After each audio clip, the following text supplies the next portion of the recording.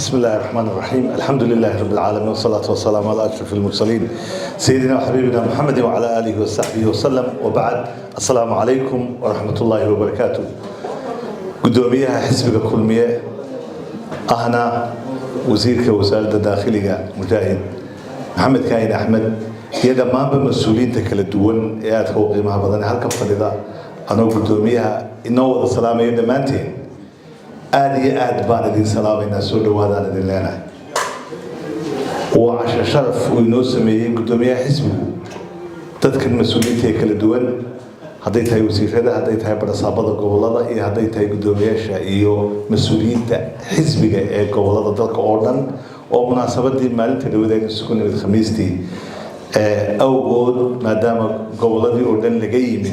أي مناسب نقطي إنعاو أو كلا أي نوضع شينه وكما تني قدوميه يهوجاك حزبه بقى إذا كانوا حن الله أنا هاي سود وهذا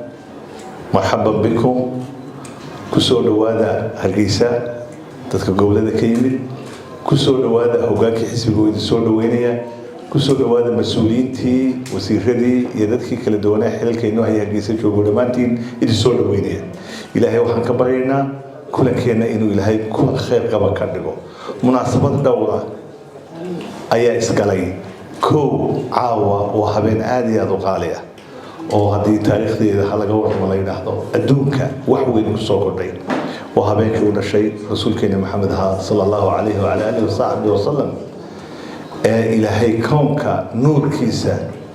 iyo iimaankiisa iyo isbedelkii koonkan ka dhacay ee islaamku uu keenay habeenkii uu adduunka ku soo kordhay way marka waa habeen qaali ah ilaahay habeenkan dib dhaafayna siiyo wanaagaynu sugan min ilaahay haynoo siyaadiyo hana inaga dhigo dad ilaahay jannadiisa ku kulmiyo waxyaabaha qaarkood ilaahay baa isku hagaajiya adoon adigu ugu batalagelin ayuu ilaahay isku hagaajiya marka ilaahay baa caawa oo munaasabadan aynu si gaara dee isugu nimid inoogu beegay munaasabada qaaliga ah ee dhalashadii nebi maxamed sallallahu alayhi wa ala alihi wa sahbihi wa sallam saliga nabigeenu badan caawo kale waynu ducayn ilaahay baynu uga mahadnaqi ilaahay inaga saaray dulmiga ee islaamka iyo nuurka inoo saaray nabi maxamed wuxuu ahaa rasuulka ilaahay subxaanahu wa tacaala ummadda u soo diray dhulka oo madow ummadda oo kufri iyo gaalnimo ay madax martay xilli rasuulkii iyo rusushii ugu dambeysay nabi ciise iyo nabi muuse calayhi salaam ay ahaayeen oo fatra waqti ay dadku aad u gaaloobeen oo ambiyadu ay kala gooday nabi maxamed sallallahu alayhi wa alihi wa sallam ilaahay soo saaray bidan nuurkii islaamku yimid xilliga jaahiliga waxa la xusi karaa ee rasuulku sallallahu alayhi wa sallam soo baxay waa xilliga ilaahay quraanka ka warramay dadka carbeed ee nabi maxamed ka soo baxay oo nabi maxamed ee khaatamul anbiya wa rusul ahaa oo ambiyadii oo dhan isagu gabagabeeyay aan loo soo dirin jasiiradda carbeed oo kaliya ummadda caalamka oo dhan loo soo diray xilliga dhaqanka ugu adkaa ee jiray waxa kamid ahaa in hablaha la xabaal nololin jiray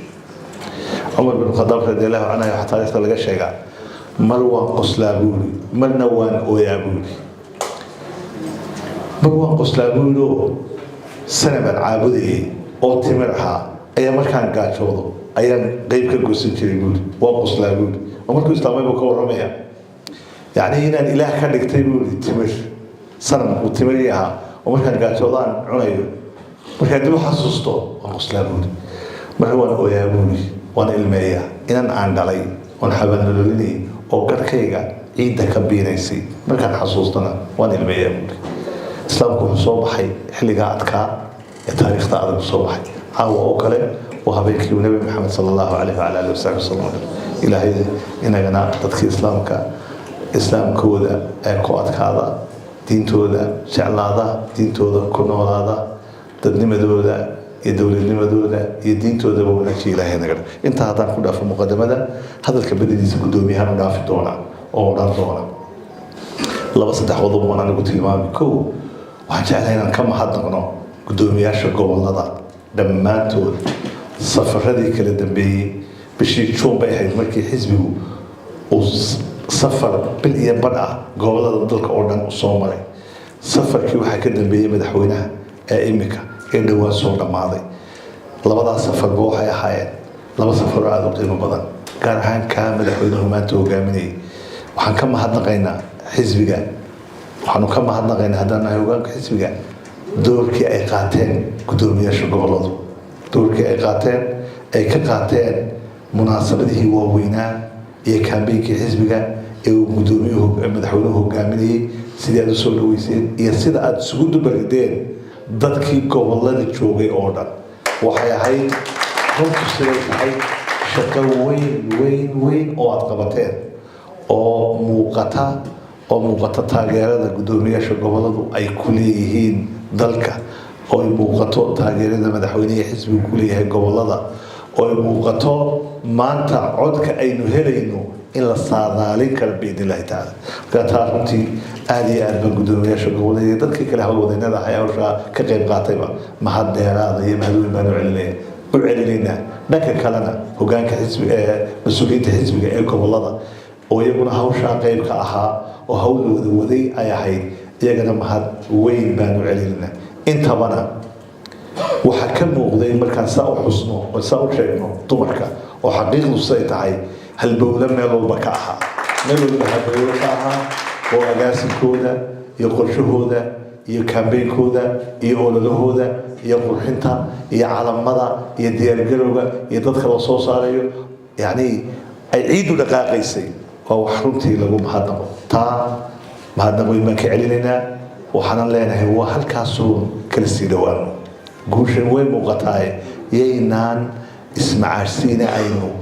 guntiga dheesha isaga dhigno 2 bilood oo waxay noo hadhay dadaal aynaan habeen iyo maalin seexan doonin biidnillahi tacaala taa intaasaan ku dhaafin markaynu nahay dowladdii kulmiya marka xisbigu xisbi mucaarad yahay iyo marka xukuumad ay dhisan tahay xisbi ka dhisanay waxay noo dhisan xukuumad xisbiga kulmiya uu dhalay oo xilalkii hayaan dadkii kulmiye matalayay ee nasiibka u yeeshay inay xilalkaa qabtaan hawshiintooda badan iyagay ku dhacaysaa dhanka kalena waxa iskaashan doona iyaga mas-uuliyiinta gobollada wasiirada iyo hogaanka iyo xisbiga oo dhan waa dhab in xafiisyada aynu furay ay kooban yihiin laakiin laga bilaabo safarka hadda aad joogtaan biidnillahi tacaala waxaad noqon doontaan idinkoo gobol wal iyo degmo wal iyo tuulo walba xafiisya ka furay ayaad noqon doontaan noqon maysaan idinkoo guddoomiyaashii iyo xisbigii keliya ahayd idinkoo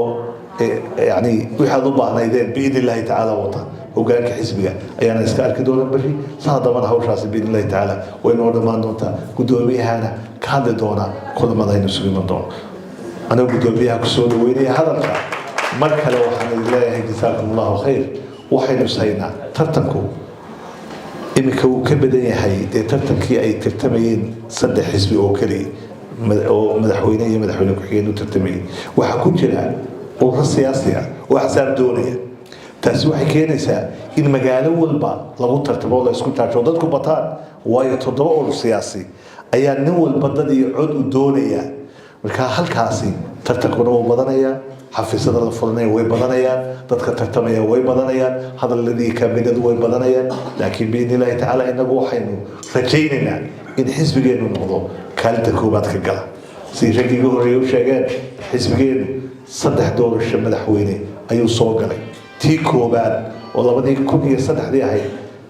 waxa la inaga badiyay nambarkii aadka u koobnaa ee aadka u yaraa ayaa la inaga badiyay doorashadii labaad tii 2010 waxaynu ku soo baxnay codkii aadka u badnaa tii saddexaad waxaynu ku soo baxnay codkii aadka u badnaa tan afraadna biidnillahi tacaala ilaahay waafajintiisa codkii hor cod lamida ama ka badan aynu insha Allah ku soo bixi doonaa marka aynu dadaalo inagu ilaahay isku xirayna ilaahay guusha weydiisanayna oo guusha iyo nasriga in ilaahay bixiyo cid ilaahay isku xidhaana oo ma yatawakkal ala allah fa huwa hasbu inna allaha balighu amri qad ja'ala allah li kulli shay'in qadra kusoo dhawo gudoomiye